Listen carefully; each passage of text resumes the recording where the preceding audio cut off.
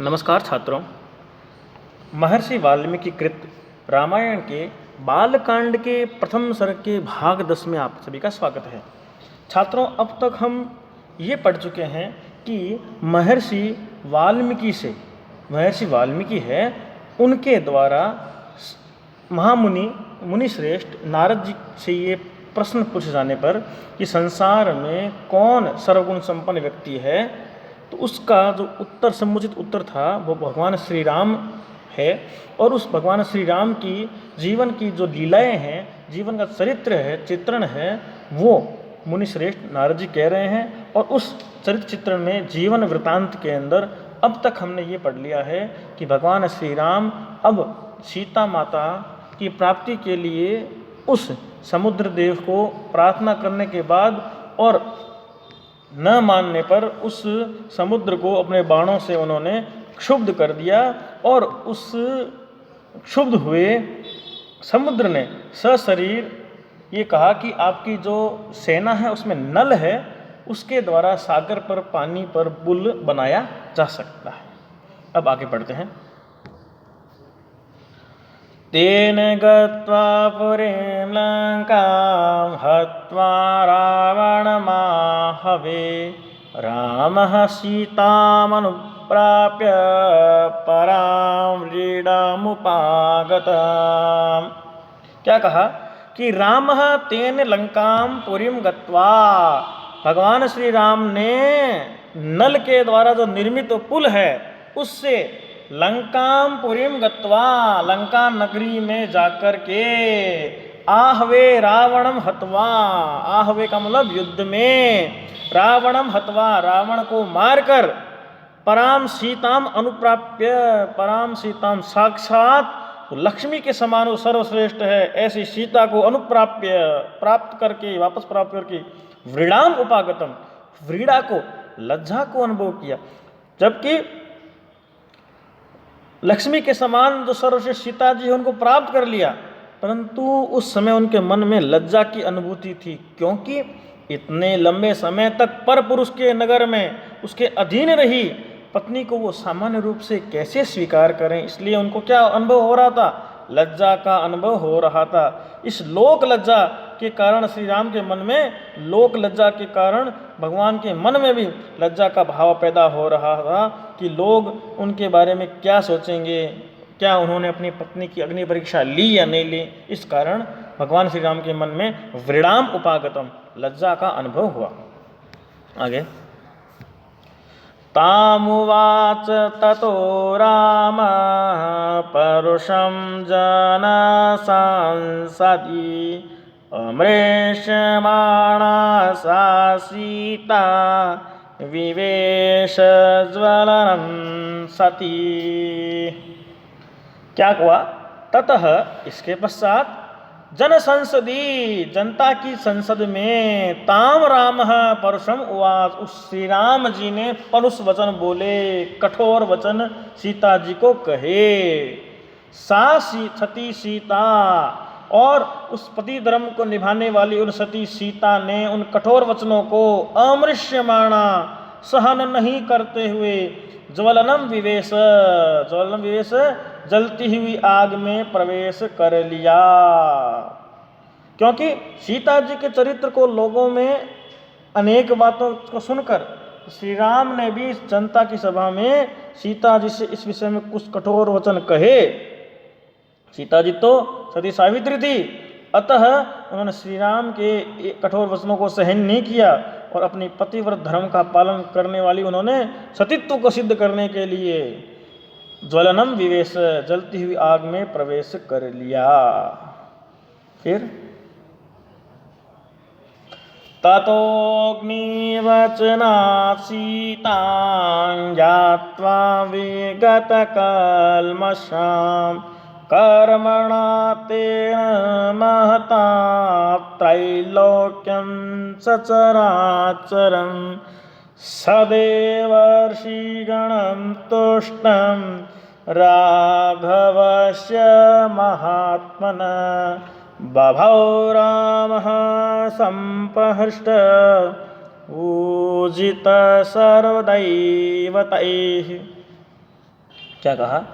ततः इसके पश्चात अग्निवचनात् शीताम विगत कल्मषाम ज्ञात्वा, अग्नि देवता के द्वारा कहे गए वचनों को स्वीकार करके, शीताम विगत कल्मषाम, और सीता जी को समस्त प्रकार के विगत कल्मषाम मलिनताओं से रहित जान करके, महात्मनः राघवस्य, महात्मनः राघवस्य, महात्मा की तरह रहने वाले श्री राम के द्वारा, कर्मणा राघवस्य तेन महता कर्मणा, और श्री राम के द्वारा सीता जी को ससमान स्वीकार करने रूपी महान कर्म के कारण, सदेवर्षि गणम, देवर्षियों के समूह के साथ साथ, सचराचरम त्रैलोक्यम, जड़ और चेतन तत्व, तुष्टम आशी, सारे पृथ्वी आकाश स्वर्ग आदि सारे लोक हैं, उनके प्राणी क्या हुए?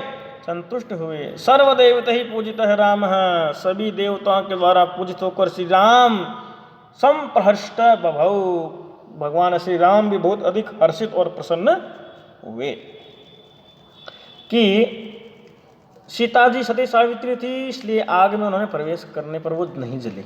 स्वयं अग्नि देवता ने साक्षात प्रकट हुए और जनता की सभा में ये घोषणा की कि सीता जी सभी प्रकार की मलिनताओं से रहित है, उनमें कोई भी मैल, कोई भी बुराई नहीं है, वो निर्दोष है। इसलिए हे राम, आप निसंकोच भाव से सीता जी को स्वीकार कर लीजिए।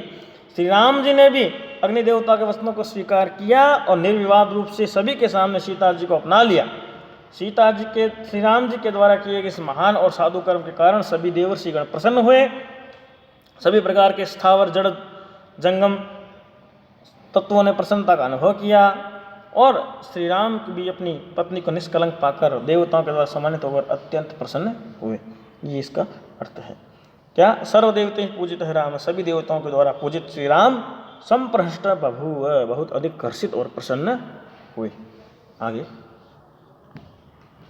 अभिषिच्य च लंकायां राक्षसेन्द्रं विभीषणं कृत्यस्तदा रामो विज्वरः प्रमुमोदः। फिर क्या था? तदा राक्षसेन्द्रं विभीषणं, उसके बाद राक्षसों में जो सर्वश्रेष्ठ था विभीषण, उसको लंकायाम अभिषिच्य, लंका की राजगद्दी पर अभिषिक्त करके, कृत्य अपने कार्य को संपूर्ण रूप से संपादित करते, विज्वर है राम, विज्वर का मतलब संताप रूपी ज्वर से जो मुक्त हो गया है उसे कहते हैं विज्वर है। तो संताप रूपी ज्वर से मुक्त होकर श्री राम क्या हुए? प्रमोद, बहुत अधिक प्रसन्न हुए। श्री राम जी को अनुभव हुआ कि लंका में मेरे करने योग्य 3 कर्म हैं। एक तो सीता जी को मुक्त कराना, रावण जैसे नीतिहीन राक्षस का वध करना और विभीषण का राज्याभिषेक, ये तीनों पूरे हो चुके हैं। अतः समस्त संतापों से मैं मुक्त हूँ और ऐसी अवस्था को प्राप्त करके भगवान श्री राम निश्चित रूप से प्रसन्नता का अनुभव कर रहे हैं। आगे, देवताभ्यो वरं प्राप्य समोत्थाप्य च वानरान् अयोध्यां प्रस्थितो रामः पुष्पकेण सुहृद्वृतः।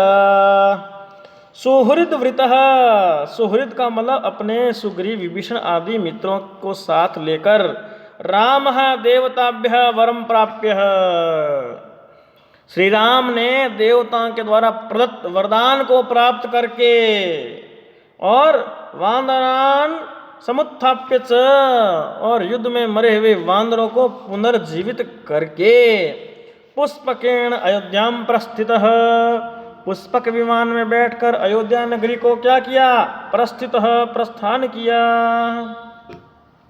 सुहृद वृतः, सुहृद का अर्थ होता है शोभनम हृदय, समान हृदय जिसके हों ऐसा होता है सुहृद, यानी मित्र। अपने मित्रों को विभीषण सुग्रीव आदि को साथ लेकर के राम है देवताभ्यम वरम प्राप्य, श्री राम ने देवताओं के द्वारा प्रदत्त वरदान को प्राप्त करके और वानरान समुत्थाप्य, जो युद्ध में मरे हुए वानर थे उन सबको समुत्थाप्य पुनर्जीवित करने के बाद पुष्पकेण अयोध्याम प्रस्थित, पुष्पक विमान में आरूढ़ होकर अयोध्या नगरी को प्रस्थान किया। भरद्वाजाश्रमं गत्वा रामः सत्यपराक्रमा भरतशान्तिके रामो हनुमन्तं व्यसर्जयत्। सत्य पराक्रम राम, सत्य वचन रूपी पराक्रम से संपन्न वो भगवान श्री राम भरद्वाज आश्रम गत्वा, भरद्वाज ऋषि के आश्रम में जाकर के भरतशांति के मतलब भरत के पास, अपने भाई भरत के पास, अंतिक का अर्थ पास में, हनुमंतम विसर्जयत, भगवान श्री राम ने अपने भाई भरत के पास हनुमान जी को विसर्जयत भेजा। क्योंकि भगवान श्री राम सुग्रीव लक्ष्मण सीता जी हनुमान जी के साथ पुष्पक विमान में बैठकर सबसे पहले भरद्वाज ऋषि के आश्रम में गए और सत्यता पूर्वक अपने द्वारा बोले गए वचनों की पालना करने के लिए विख्यात श्री राम ने हनुमान जी को अपने भाई भरत के पास यह मंगलमय समाचार देने के लिए भेजा कि आपके अग्रज भाई श्री राम लंका पर विजय प्राप्त करके वनवास की अवधि पूर्ण कर वापस लौट आए हैं। फिर क्या था, फिर आगे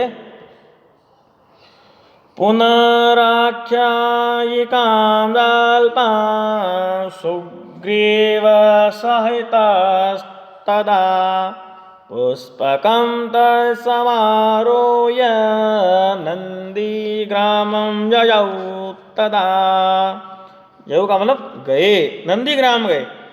तदा उसके बाद सुग्रीव सहित राम भरद्वाज ऋषि के आश्रम से निकलकर सुग्रीव के साथ भगवान श्री राम उसी पुष्पक विमान में दोबारा चढ़ करके ततः पुष्पकम पुनः समारोह्य, उसी पुष्पक विमान में दोबारा चढ़ करके आख्यायिकाम जल्पन, अब तक घट चुकी अतीत की सारी घटनाओं के विषय में कहते हुए तदा नंदीग्राम गयो, उसी दिन नंदीग्राम को गए। अपने जो सुग्रीव आदि जो सुहृद थे उनके साथ दोबारा पुनः पुष्पक विमान में आरूढ़ हुए और नंदीग्राम को चले गए।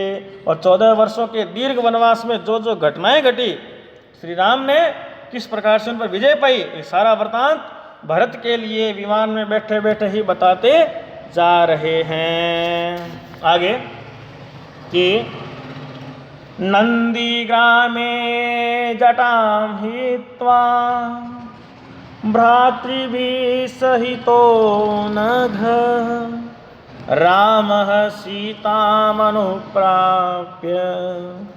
राज्यं पुनरवाप्तवान्। क्या कहा कि अनगह, अग का मतलब पाप और अनगा मतलब पाप से रहित, सर्वदा पाप कर्म से रहित राम भगवान श्री राम ने नंदीग्रामे, नंदीग्राम में भ्रातृभी सहित भरत और लक्ष्मण नामक अपने भाइयों के साथ जटाम हित्वा, जटाओं का त्याग करके सीताम अनुप्राप्य, सीता जी को अपनी धर्म पत्नी के रूप में दोबारा प्राप्त करके पुनः राज्यम अवाप्तवान, दोबारा से अयोध्या के साम्राज्य को प्राप्त किया। यानी 14 वर्षों से वन में रहते हुए महात्माओं और साधु संतों की तरह निवास करते रहे थे। लक्ष्मण जी भी इनके साथ उसी रूप में रहते थे, इधर भरत जी भी साधुओं की तरह व्रत का पालन कर रहे थे। अतः तीनों भाइयों ने, जटाएं बहुत लंबी हो चुकी थी, एक साथ ही तीनों भाइयों ने जटाओं का परित्याग किया, साधु वेश का त्याग कर राजकुमारों के वस्त्र धारण किए।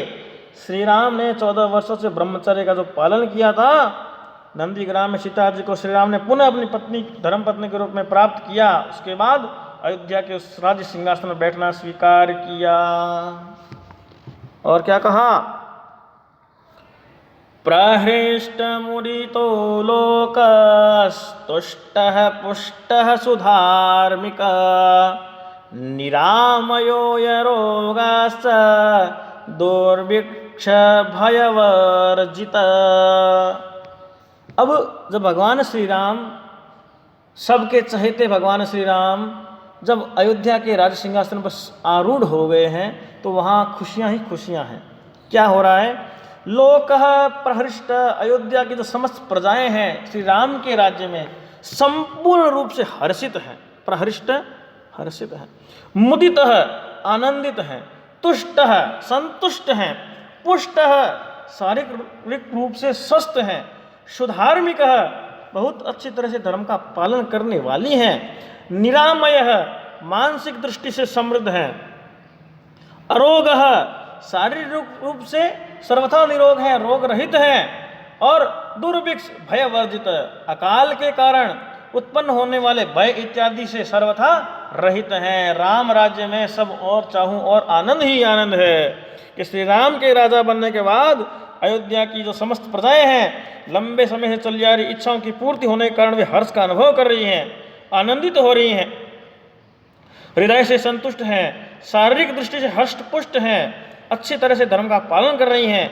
मानसिक रूप से जनता सुदृढ़ है, शरीर से निरोग है, और अकाल कभी पड़ने की संभावना है ही नहीं, अन्न धन की कमी का भय भी नहीं है।